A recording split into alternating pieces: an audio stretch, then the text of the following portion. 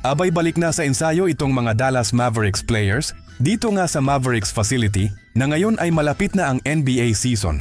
Well, actually mga idol, ang regular season ay mga kulang isang buwan pa ang itatagal. Pero ang preseason is just right around the corner. Ang umpisa nga ng preseason game ngayon taon ay magaganap na sa first week ng October 3. Halos ilang tulog away na nga lang ito at ang Mavericks ay mapapalaban na nga kaagad sa defending champion na OKC Thunder sa October 7 at yan ay 8:30 ng umaga dito sa Pilipinas.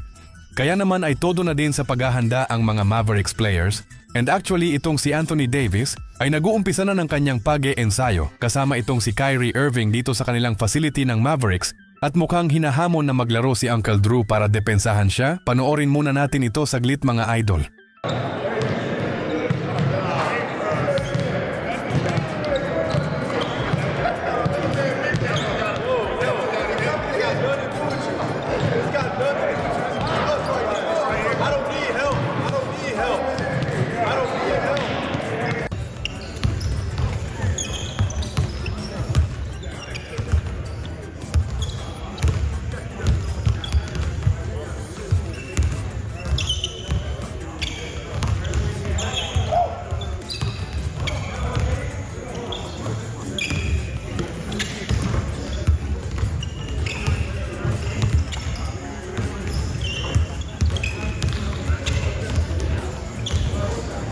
Sabi naman sa report patungkol sa fully recover ni Kyrie Irving ay expected na makakalaro ito ay sa early 2026 pa. Sabi nga ng kanyang trainer ni Uncle Drew na bumalik ng mas maayos at walang ikababahala.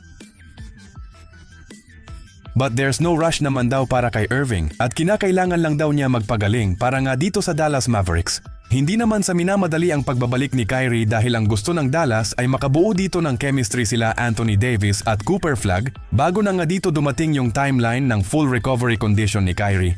At mukhang mismong si Uncle Drew ay hindi na rin makapaghintay na makapaglaro sa paparating na regular NBA season. Sigurado mga idol nakakapanabik ito lalong-lalo na nga dito sa koponan ng Dallas Mavericks. At si Kyrie Irving ay unti-unti na din nagsisimula sa kanyang mga workouts itong si Uncle Drew matapos nga siya mag-suffer sa kanyang ACL injury at isa na nga sa malaking dahilan kung bakit kinuha dito ng Dallas itong si D'Lo.